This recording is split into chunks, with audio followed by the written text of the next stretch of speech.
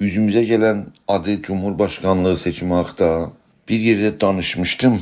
Bu danışıqda bazı faktorların ələ alması üçün bu danışığı seçim sahəsində analizlərə maraqlı olanlara burada yayırım. Bir ehtimal vardı ki, Pezeşkiyan özü bir seçim alternatifi olacak. Çünkü Pezeşkiyanın karşısında duran kandidatlar ki, ümdətən Qalibov və Cəlilidir. Onlar seçimlərdə iştirak ediblər çox az rəylə. Yəni ən son məclis seçimlərində Tehranda 7%, yəni 7% cəmiyyət seçimlərdə iştirak etmişdi. Yəni 93% şirkət eləməmişdi.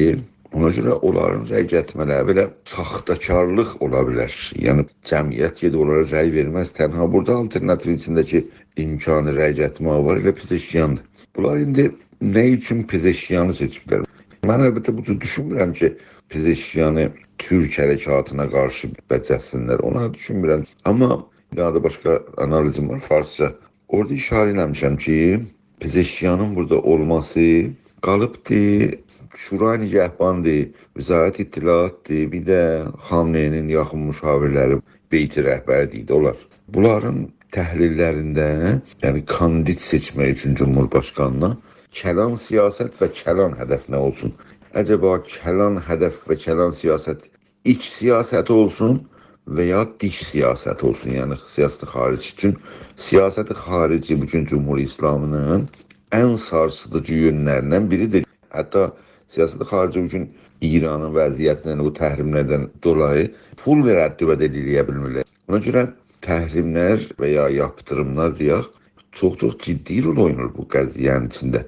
Və bir ehtimal ki, böyük bir ehtimal da ki, Amerikanın Cumhurbaşqanlığında bir dəyişiklik olsun. Yəni Biden getsin və Trump kinə dönsün. Və bunlar dünya ilə bir müamilə və müzakirəyə girirsələrsə də orada Qalibov və ya Cəlili filan kimi tanınmış ünsürlər dallarında bir cinayət filan məsələsi də vardı.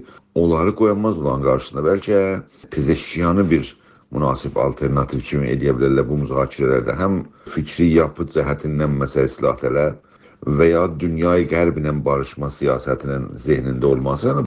Bunu qoyarlar olan qarşısına ki, ya vaxt alsın ya bəzi siyasətlərində dəyişiklik olsun. Ona görə Pezeşkiyan öz bir alternativ kimi İran rejiminə bu gələcək dövrdə mühüm rol oynayan faktordur xarici siyasəti. Onda o içəri tavanı, o həzinələri içəridə qəbul edib və siyasət xaricinə Pezeşkiyan kimi adamı oturdar Cumhurbaşqanlığına ki, məqbul olsun müzakirələrdə qərbinə. Ondan sonra İranda iki tür mücadilə şivəsi var. Bir demokrasi üçün çalışanlar, bir də milli məsələsi üçün çalışanlar. Yəni bizim açımızdan bir federal baxışından İranda yenə də demokrasi ən önəmli faktordur. Çünki İrana demokrasi gəlməyincə başqa işlərə də yetişmək olmaz. Amma bizim baxış açımızdan İrana demokrasi hardan necə gələ bilər? Milli məsələnin çözümündən, xalqların da bərabər haqqından gələr. Yəni bu milli mücadilə və milli məsələnin həll olması. Onda görürsünüz ki, milli məsələ xod demokrasidən müqəddəmdir. Yəni bizə müqəddəmdir. Ha, mərkəz qruplarına yox. Mərkəz qrupları indi hamısı bu rejimi təhrim edib. Yəni təhrim, seçimdə iştirak etməyin.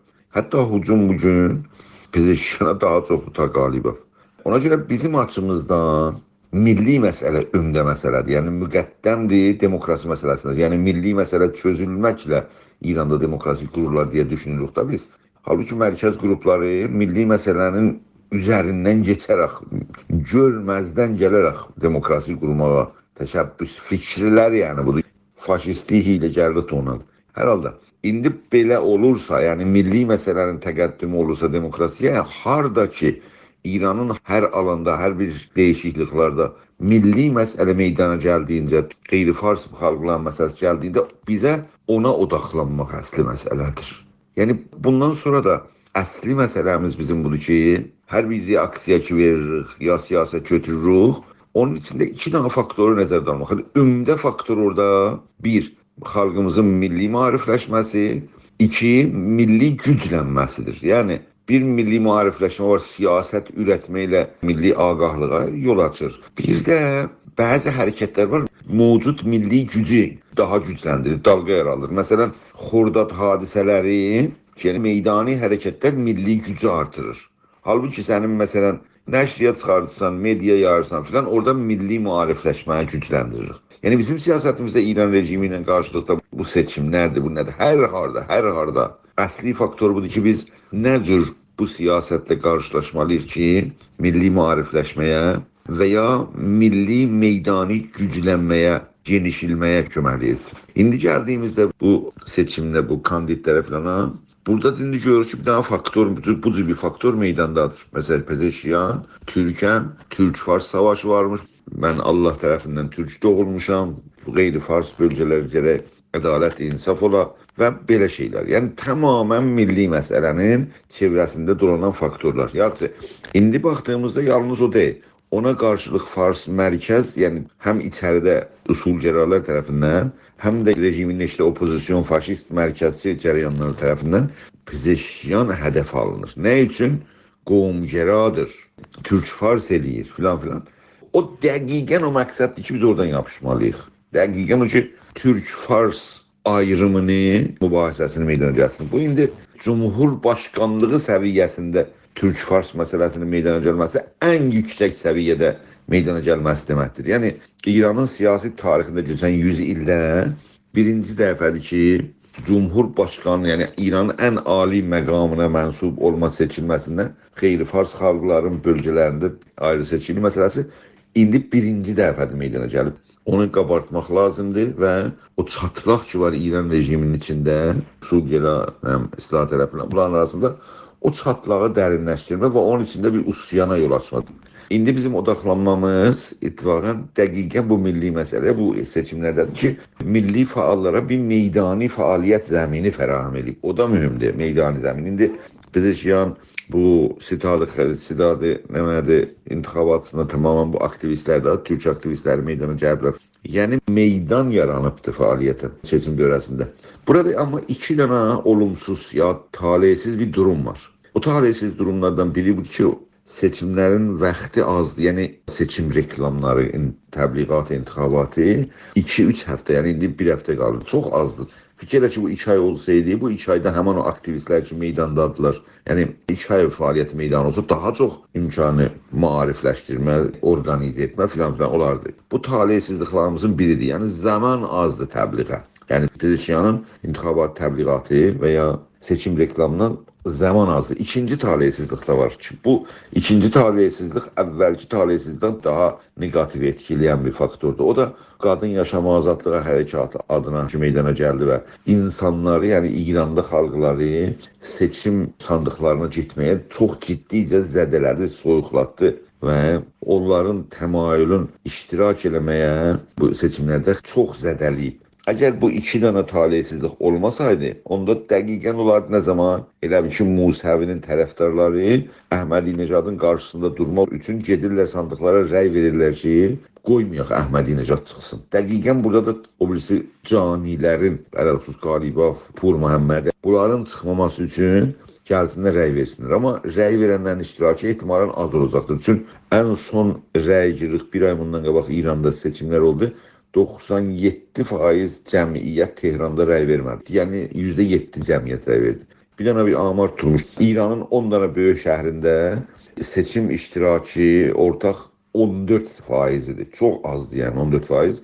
Ki, yəni seçimin genişliyi neynər? Səs ki çox oldu, o kandid görər ki, himayət ciddidir da, meydandadılar. Gəliblər, rəy veriblər, səs veriblər. O səslər meydanda kandidi fişara qoyar ki, sənə rəy vermişik, səndən istəyirik bunu. Ona cürət verər, şəhamət verər, cəsarət verər, güc verər.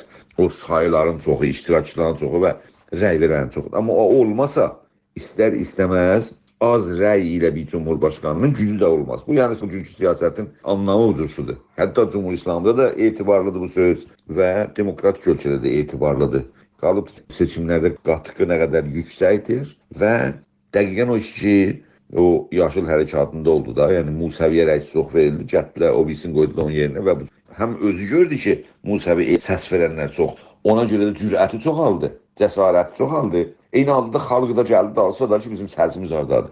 Burada o talihsiz ki, adını gətirirəm, o iki dənə faktoru talihsizlik, zaman azlığı intixabat məsələsində 1, 2, 3 ay yerinə 2 həftədir. Bir də ki, bu PESA qadın yaşama azadlıq hərəkatı ki, insanları usandırdı. Yəni İranda yaşayan xalqları usandırdı intixabatdan filandan və çəkindirdi və ən son intixabat təqribən 1-ə gəlmiş kəmindən qabaqdır. Orada ən aşağı seçim oldu. Yəni əlbəttə İran səviyyəsində 44% şirkət elədilər, amma hamısı balaca bölgələr. Yəni ən böyük şəhərlər ki, təyin edici rolu vardır və bir kandidi gücləndirir, cəsarətlidir filan. Orada şəhərlərin iştirak eləməməsi, qatqıda bulunmaması bu ziyanı vardır. Ona görə orada gözləməliyik. Əvvəla bir Pezeşkiyan rejimin kandididir. Dedim, siyasət xaricinə görə İrana qarşı baskının qarşısında dayansın deyə müzakirə eləsin, qərblə biraz yumuşatsın filan. Ya yox, yalnız ora seçilibdir ki, mesela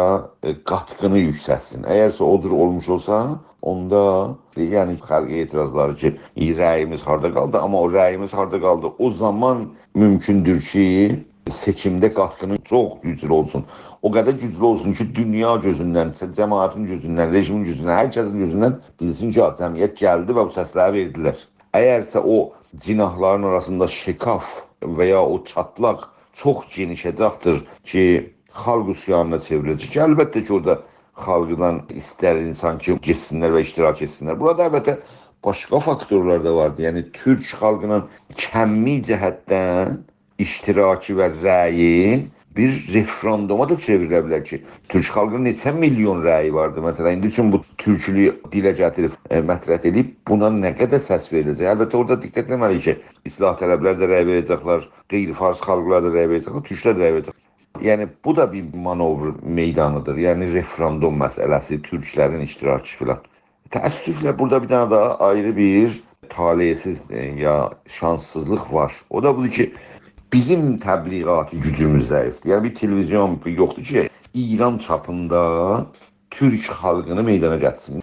Burada mən sizə deyim ki, o söz, o strateji ki, 30 milyonu istir, 30-32 milyon Türk istir İranda meydana gətirsin, burada önəmlidir. Buradadır ki, bizə o milyona mesajımız və onları meydana gətirməyə stratejimiz olmalı lazımdır. O 32 milyon gəlməsə, biz heç zaman bir yerə vara bilməyəcəyik. Nəinki 32 milyon gəlsin, hamısı da gəlməyəcək bizə. Elə onun ən azı yarısı məsələn deyək. Onun ən azı bir məsələn 60% filan gəlməyincə biz bu hüquqa vara bilmərik. Ona görə bu stratejinin üstündə işləmək lazımdır ki, İran çapında türklər bu hərəkatın cəlb olmalıdırlar və meydanda olmalıdırlar. Yəni Pezeşkiyanın varlığı ilə, Pezeşkiyanın özündən şəxsən bir şey gözləmirəm. İslah tələbdir, dəqiqən o birisi islah tələblər kimi. Amma o birisi islah tələblərinin fərqi budur ki, bu Türk kimliyi, milli kimliyinə təkid edilir ki, nə Xatəmidə, nə o birisilərin heç birində yoxudur. Burada yəni bir dənə bir özəl bir durum da vardı. Yəni bu adam həm islah tələb, eyni Xatəmi kimi, amma Xatəmi ziddi milli kimliklərdir, amma bu milli kimliyə təkid edəndir. Yəni burada bir faktor da var burada. Hər halda üçüncü o talihsiz durum da bizim əbzar-ı təbliğatımız. Bizim talihsizliyimizin birisi də təşkilatsızlıqdır içəridə. Amma o təşkilatsızlığı bir şey həll eləyə bilərdi. O da media. Türk xalqına aid bir media. Təəssüflə dar görüşlülük bizim bu media əllərinə düşənlərə xalqımıza aid milli maarifləşməyə məqsəd tutmadılar. Öz hizbi hədəflərini və özlərinin lider pozisyonuna qaldırmağı hədəf tutdular. Durum belədir.